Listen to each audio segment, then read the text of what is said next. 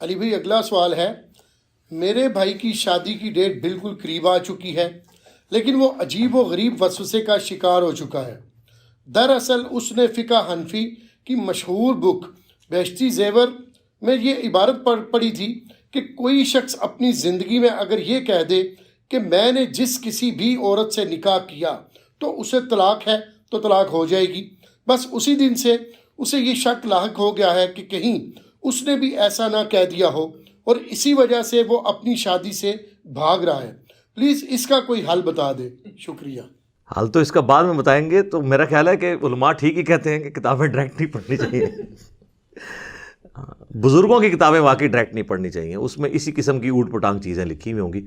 اگر انہوں نے کتاب و سنت ڈائریکٹ پڑھا ہوتا نا تو کبھی اس میں اس قسم کی بات ان کو نہ ملتی۔ یہ فقہ حنفی کا مسئلہ ہے، اور یہ صرف بہشتی زیور پہ یا بہار شریعت پہ نہیں آپ ڈال سکتے۔ پرانے بزرگوں نے فتاوی علمگیری میں اور باقی کتابوں میں اس طرح کی باتیں لکھ دی ہیں۔ ایک کیس کو فرض کیا ہے کہ اگر کوئی شخص اپنی زندگی میں یہ جملہ بول دے کہ میں قسم کھاتا ہوں قسمیہ طور پہ کہ جس سے بھی شادی کروں گا اور جیسے ہی شادی کروں تو اسے طلاق واقع ہو جائے، تو ظاہر ہے اسے پھر طلاق واقع ہو جائے گی۔ بات تو ٹھیک ہے، لیکن یہ کسی کے دماغ میں تو جو بیچارہ شادی کرنے کے چکر میں ہوتا ہے وہ طلاق تو نہیں سال لیے پھر رہا ہوتا۔ کبھی کسی نے شادی اس نیت سے نہیں کی ہے کہ اس کی شادی ہوتے ہی طلاق ہو جائے۔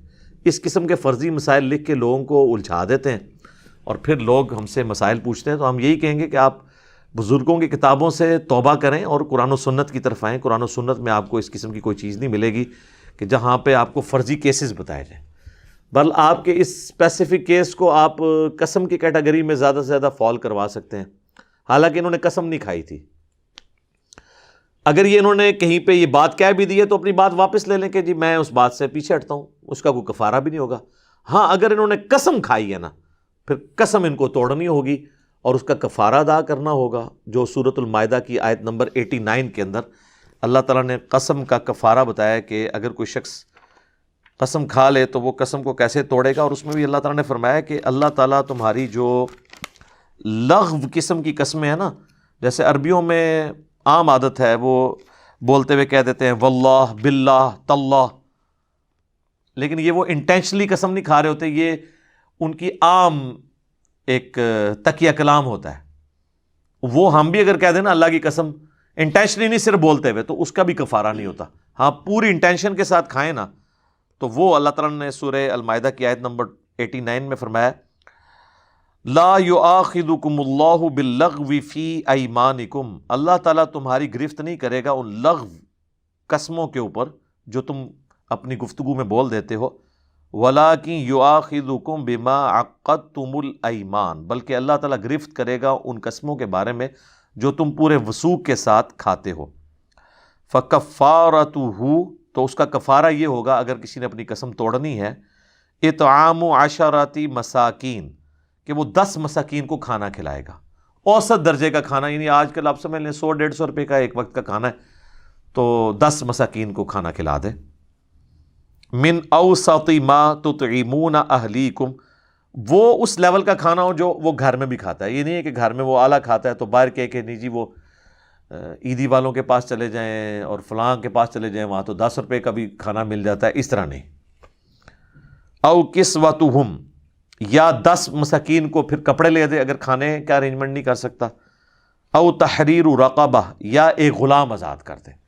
یہ آج کل آبسلیٹ ہو چکا ہے، غلاموں والا سلسلہ تو نہیں ہے، پہلے 2 آپشن ہی ہیں۔ لیکن اگر کوئی غریب ہے تو اس کے لیے اللہ نے فرمایا فَمَن لَمْ يَجِدْ، اگر کوئی اس کی استطاعت نہیں رکھتا یا اس کو نہیں پاتا، فَصِيَامُ 3 ایام، تو وہ پھر 3 دن کے مسلسل روزے رکھ لے گا تو وہ کفارہ ہو جائے گا۔ ذَلِكَ كَفَّارَةُ أَيْمَانِكُمْ إِذَا حَلَفْتُمْ، یہ ان قسموں کا کفارہ ہے جو تم حلفیہ طور پر پوری انٹینشن کے ساتھ کھاتے ہو۔ وَاحْفَظُوا أَيْمَانَكُمْ، اپنی قسموں کی حفاظت کرو۔ كَذَلِكَ يُبَيِّنُ اللَّهُ لَكُمْ آيَاتِهِ، بالکل اس طریقے سے اللہ تعالیٰ اپنی آیات کھول کھول کر تمہارے لیے بیان کرتا ہے۔ لَعَلَّكُمْ تَشْكُرُونَ، تاکہ تم اس کے شکر گزار بنو۔ تو اللہ تعالیٰ نے قسم کا کفارہ بتا دیا۔ تو اب اس صورتحال میں اگر ان کو کوئی زیادہ وہم آ رہا ہے نا تو وہ اپنی قسم کا کفارہ ادا کر دیں تو وہ خود بخود ان کا وہ معاملہ ٹوٹ جائے گا اور یہ پورے کا پورا معاملہ یہیں پر ختم ہو جائے گا۔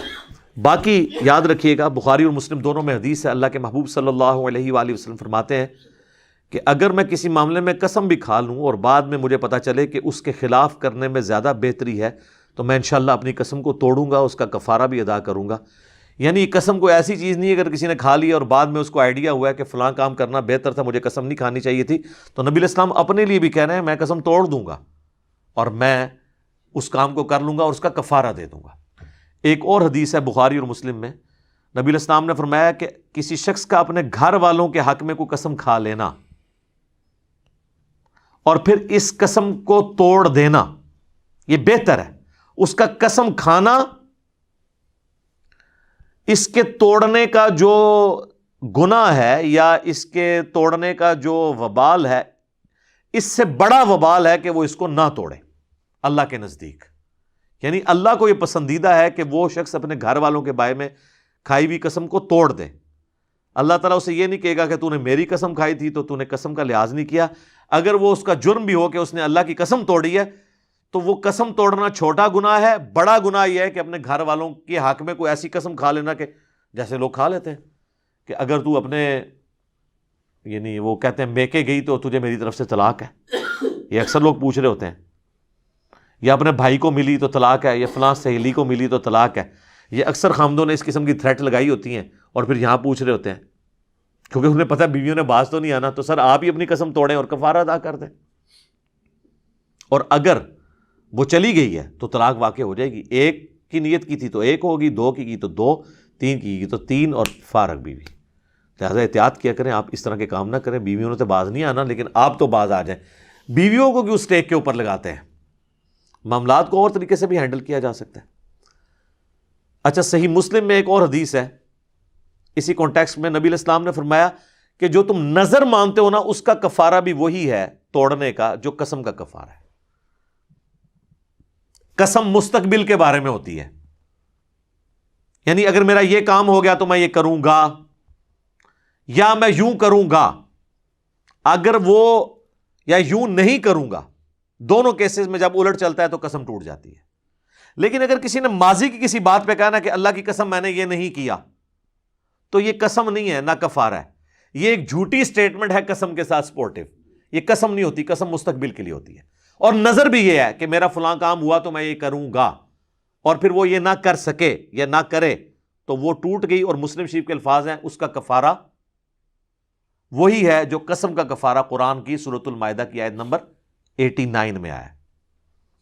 بلکہ بخاری مسلم میں ایک اور حدیث ہے، نبی علیہ السلام نے فرمایا کہ نظر ماننے سے، منت ماننے سے، نظر و منت یہ دونوں انٹرچینجبل ورڈ استعمال ہوتے ہیں، تقدیر نہیں ٹلتی، البتہ کنجوس کا مال نکل جاتا ہے۔ تو تقدیر اس چیزوں سے نہیں ٹلتی ہے۔ تقدیر میں لکھی ہوئی چیزیں جو اللہ تعالیٰ نے تقدیر میں پہلے ہی ڈیسائیڈ کیا ہے کہ دعا کی برکت سے ٹال دوں گا، دعا کی برکت سے بھی صرف وہی تقدیر بدلتی ہے، ہر طرح کی تقدیر نہیں بدلتی۔ اور صدقہ دینے سے بھی صرف وہی تقدیر میں آئی ہوئی تکالیف ٹلتی ہیں جو تقدیر میں لکھا ہوتا ہے کہ اگر صدقہ دیا تو میں ٹال دوں گا۔ وہ تکلیف جو آنے والی ہے اس اعتبار سے کہ اللہ نے اس کو ڈیسٹنی مقرر کیا ہے، وہ صدقے سے بھی نہیں ٹلتی، نہ دعا سے ٹلتی ہے۔ یہ بھی یعنی تقدیر کی بھی لکھی ہوئی تقدیر کے بھی دو قسم کی اقسام ہے۔ خیر یہ الگ سے ٹاپک ہے۔ بہرحال نظر کا کفارہ یعنی منت کا اور قسم کا کفارہ یہ سیم ہی ہے کہ آپ نے 10 مساکین کو کھانا کھلانا ہے یا ان کو کپڑے لے کے دینے ہیں، اور جب غلام والا سسٹم تھا تو غلام آزاد کرنا ہے، اور اگر کوئی اس پر استطاعت نہ رکھے تو وہ روزے رکھے گا، ڈائریکٹ روزے رکھنے سے کفارہ ادا نہیں ہوگا۔ اس حوالے سے ایک اور حدیث ہے، بخاری اور مسلم دونوں میں حدیث موجود ہے، نبی علیہ السلام نے فرمایا کہ اللہ کی نافرمانی میں جو کوئی شخص قسم کھاتا ہے تو اس کو پورا نہ کرے، اور نہ کوئی ایسی قسم پوری کرے کہ جو اس کے بس میں نہیں ہے۔ اب ایسی قسم بھی ہو سکتی ہے جو آپ کے بس میں نہ ہو، مثلا ایک شخص کہتا ہے میرا یہ کام ہو گیا، منت کے طور پہ وہ کہہ لے یا قسم کے طور پر میں روزانہ 1000 نفل پڑھوں گا۔ اب یہ کون پڑھ سکتا ہے؟ مشکل کام ہے۔ اچھا، بعض لوگوں نے یہ بھی قسم کھائی ہوتی ہے میں 100 گھروں سے مانگ کے نا اللہ کی راہ میں نیاز کروں گا، یعنی قسم تو منت تو منی ہے، مصیبت لوگوں نے پاتی ہے۔ اور بعض تو بالکل معصیت والی قسمیں ہوتی ہیں، یعنی میرا اگر بیٹا ہوا تو میں اس کی اتنی لمبی چٹیاں رکھوں گا اور اتنے سال کے بعد فلاں مزار پہ جا کے کاٹوں گا، تو یہ ساری جو اس قسم کی قسمیں یہ معصیت والی ہیں، گناہ والی ہیں، ان کو بھی آپ نے پورا نہیں کرنا۔ وہ بھی حدیث سنن نبی داؤد کے اندر موجود ہے، جامع ترمذی کے اندر موجود ہے، سنن نبی داؤد کے اندر بھی، کہ نبی علیہ السلام نے فرمایا جو اللہ کی نافرمانی میں تم نے قسمیں کھائی ہوئی ہیں نا، تو ان کا کفارہ ادا کرو، اس قسم کو پورا نہ کرو۔ کفارہ بہرحال پھر بھی دینا ہوگا، کیونکہ آپ نے غلط کام کی، وہ سزا تو آپ کو ملنی چاہیے نا، کفارہ تو آپ کو ملے گا۔ اور اس میں ایک اور بڑی مشہور حدیث ہے جو ابو داؤد کے اندر ہے، ایک صحابی نے منت مانی تھی کہ میں مقام بوانا کے اوپر اونٹ قربان کروں گا، ایک روایت میں آتا ہے 100 اونٹ۔ نبی علیہ السلام سے اس نے آ کے ڈسکس کیا تو آپ نے فرمایا دیکھنا وہاں پر کہیں زمانے جاہلیت میں کسی بت کی عبادت تو نہیں ہوتی تھی۔ ہائے ہائے ہائے، امام الموحدین صلی اللہ علیہ وآلہ وسلم، یا جاہلیت کا کوئی میلہ تو نہیں وہاں لگتا تھا؟ یہ نہ ہو کہ تم جاؤ تو کہو کہ بزرگوں کی یاد تازہ ہو گئی۔ اس لیے ہم کہتے ہیں کہ درباروں کے اوپر آپ نے اللہ کی راہ میں بھی خرچ نہیں کرنا، کیونکہ وہاں پہ غیر شرعی افعال ہو رہے ہیں۔ تو انہوں نے انشور کیا، تو پھر آپ نے فرمایا تم اپنی نظر کو پورا کرو، اور کوئی ایسی نظر پوری نہ کرو جو تمہارے بس میں نہیں، یا جس نظر کے اندر اللہ کی گناہ والا معصیت والا ایشو ہو، اس نظر کو بھی تم پورا مت کرو۔ اس موقع پہ آپ علیہ السلام نے یہ بات بھی ارشاد فرمائی۔ تو قسم کا بال کفارہ دینا پڑے گا، جس نے معصیت والی قسم کھائی ہے نا، وہ اس کو قسم والا معاملہ ہوگا۔ باقی یہ جو کچھ انہوں نے کیا، تو اگر ان کو زیادہ وام آ رہا ہے تو ایک قسم کا کفارہ دیں اور شادی کریں جناب، اپنے لیے بھی آسانی کریں، اپنے گھر والوں کو بھی اس عذاب سے باہر نکالیں، اور آندہ کے لیے بھی آپ نیت کریں کہ آپ نے کتاب و سنت میں جو چیزیں آئی ہیں وہ پڑھا کریں، بابوں کی کتابوں کو چھوڑ دیں۔ ٹھیک ہوگا جی؟ جزاکم اللہ خیر۔